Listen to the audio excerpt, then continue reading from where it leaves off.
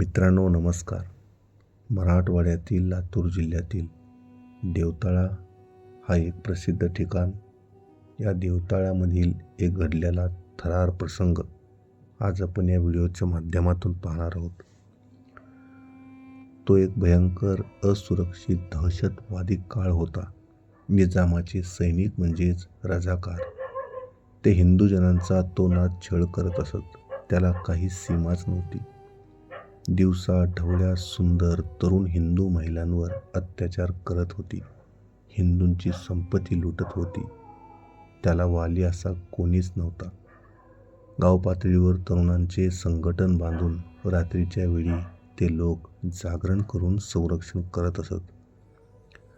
उस्मानाबाद जिल्ह्यातील बरीच सदन कुटुंबे शेजारच्या सोलापूर जिल्ह्यातील नातेवाईकांकडे आश्रयासाठी गेली होती.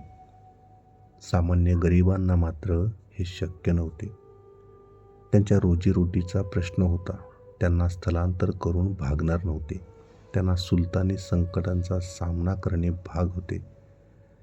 उस्मानाबाद जिल्ह्यात रजाकारांचा प्रतिकार करण्यासाठी कॅम्प चालविणे खूप कठीण होते.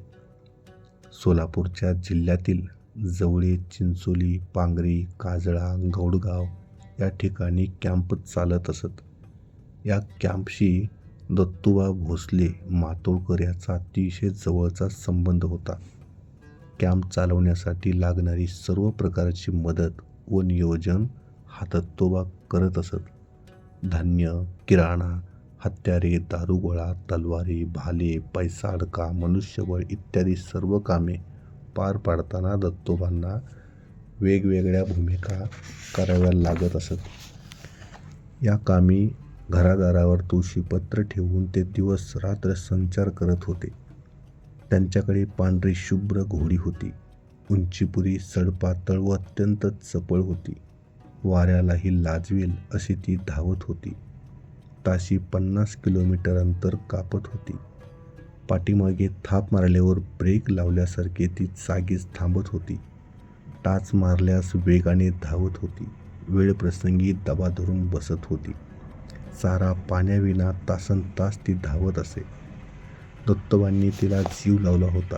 ते जीवाच्या पलीकडे तिला जपत होते. दत्तोबा उंचीपुरे धिप्पाड होते. अंग मेहनती व्यायाम करायचे. 1 किलो कच्चे मटण खाण्याची त्यांची क्षमता होती. रोज सकाळी 1 चरवीभर दूध प्यायचे. 5-7 मैल जीप बरोबर पळण्याची त्यांची क्षमता होती.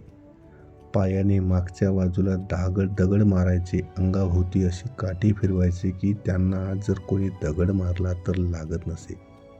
त्यांनी बेंबळी तालुका उस्मानाबाद येथील एका माणसाचा पाय खाली आणि दुसरा वरती असा अर्धा फाडून काढला होता असे सांगतात. पण दत्तोबा खरंच रॉबिनहूड अवलिया माणूस असं त्याचं वर्णन करावे लागेल. गनिमी कावा हा त्यांच्या युद्धतंत्राचा प्राण होता. रजाकारांनी दत्तोबाच्या नावाचा धसका घेतला होता. दत्तू भोसला या नावाने ते रजाकारमध्ये प्रसिद्ध होते. दत्तोबा त्यांना हवे होते. दत्तोबा मेंढा शिवारात आहेत असा रजाकारांना सुगावा लागला. ही बातमी खरी होती. त्यांना चाहूल लागताच त्यांनी दत्तोबांचा पाठलाग चालू केला. दत्तोबांनी मात्र त्यांना चकवा दिला. गावालगतच घनदाट अशा काट्या कुपाट्या ते घुसले. एक रात्र त्यांनी तिथेच काढली. तिथेच बसून त्यांनी पुढील योजना आखली. ते जिथे दबा धरून बसले होते तिथून 50 फुटाच्या अंतरावर त्यांना एक वाडा दिसला. तिथे आश्रय घेण्याचे त्यांनी ठरवले. सकाळी 6च्या दरम्यान वेषांतर करून ते त्या वाड्यात गेले. घरमालकाला दत्तोबांनी सर्व प्रकार समजून सांगितला. रजाकारांनी मला पकडण्यासाठी गावाला वेढा दिला आहे. मला तुम्ही आश्रय द्या. मी तुम्हाला 1 ठिके पैसे देतो. मी दत्तू भोसले मातोळकर आहे. घरमालक दत्तोबाचे नाव ऐकून होता. त्याला त्यांच्या कार्यासंबंधी आदर होता. पण त्याला पुढे आड आणि मागे विहीर असे झाले. त्याच्या डोळ्यापुढे काजवे चमकू लागले. त्याने निर्धार केला. त्यालाही रजाकाराच्या अन्यायासंबंधी चीड होती. त्याने दत्तोबांना आश्रय देण्याचा निर्णय घेतला. त्याच्या घरात वाळलेल्या मिरच्यांच्या पोत्याची थापी होती. दत्तोबांना युक्ती सुचली. मिरच्याच्या ढिगात लपायचे ठरले. दत्तोबांनी नियोजन केले. अंगावर भली मोठी सतरंजी घेऊन दत्तोबा ओसरीला झोपले. वाळलेल्या मिरच्यांची पोती उलगडून त्यातील मिरच्यांचा ढीग दत्तोबांच्या अंगावर तयार केला. भिंतीलगत एक 3 इंची पाईप दत्तोबांना हवा घेण्यासाठी फिक्स केला. ओसरीला भला मोठा मिरच्यांचा ढीग आणि त्यात दत्तोबा आराम करत होते.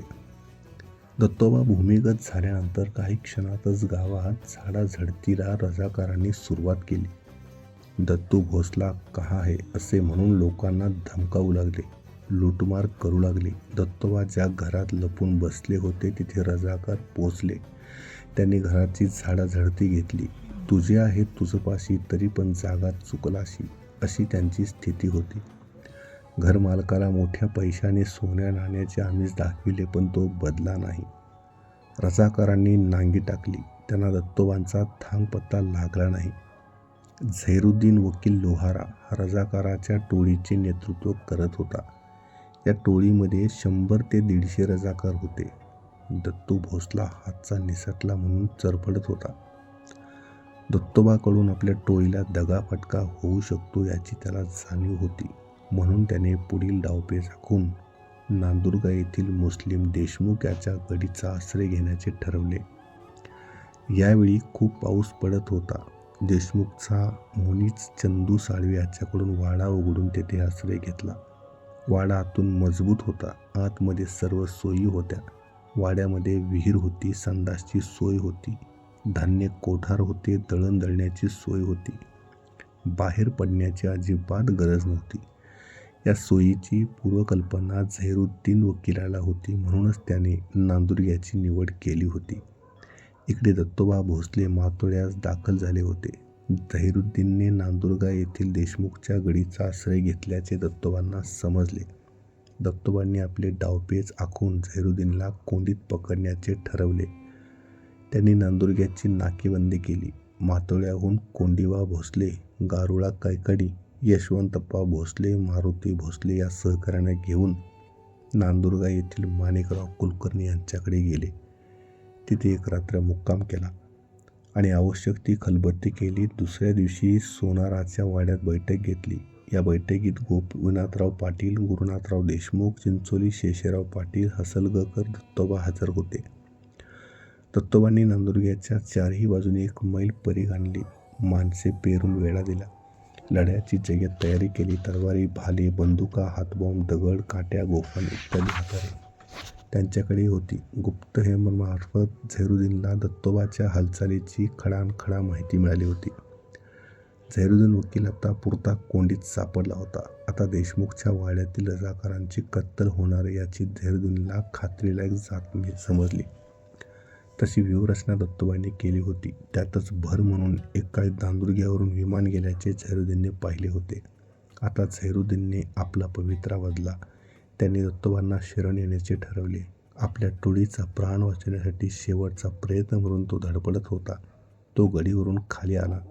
थेट दत्तोबाकडे गेला. त्याने आपण शरण आल्याचे दत्तोबांना सांगितले. दत्तोबा अपेक्षित तेच घडले. शरण आल्यानंतर पुढील अटी झैरुद्दीनने कबूल केला. त्यातील पहिली अट, सर्व हत्यारे, दारुगोळा, बंदुकी, तलवारे, भाले इत्यादी रजाकारांनी दत्तू भोसले यांच्याकडे देण्याचे ठरले. सर्व रजाकारांनी दाढ्या काढून हिंदू धर्मात प्रवेश करण्यासाठी देवतळ्यास येण्याचे ठरले. नांदुर्ग्याहून सर्व रजाकार देवतळ्यास आले. तिथे पिंपळाच्या ओट्यावर सर्वांना उद्देशून दत्तू भोसले यांनी भाषण केले. दत्तोबा भोसले, झैरुद्दीन वकील यांचे सर्व साथीदार रजाकारांना शरण आले. त्यांनी आपली सर्व हत्यारे माझ्या स्वाधीन केली आहेत. त्यांनी दाढ्या काढून ते हिंदू धर्मात प्रवेश करण्यासाठी देवतळ्यास आले आहेत. त्यांचे आपण स्वागत केले पाहिजे असे म्हणताच जमावातून 4-2 टाळ्या पडल्या. बाकी सर्वजण कानामधून जीव एकवटून 1-2 शब्द काळजीपूर्वक ऐकत होते. दत्तोबा बोलत होते. सर्व भारत देश 15 ऑगस्ट 1947ला स्वतंत्र झाला. आपण मात्र हैदराबादच्या निजामाच्या आडमुठी धोरणामुळे मोठी जीव धरून संकटाशी सामना करत आहोत. आपणास पण भारतामध्ये सामील व्हायचे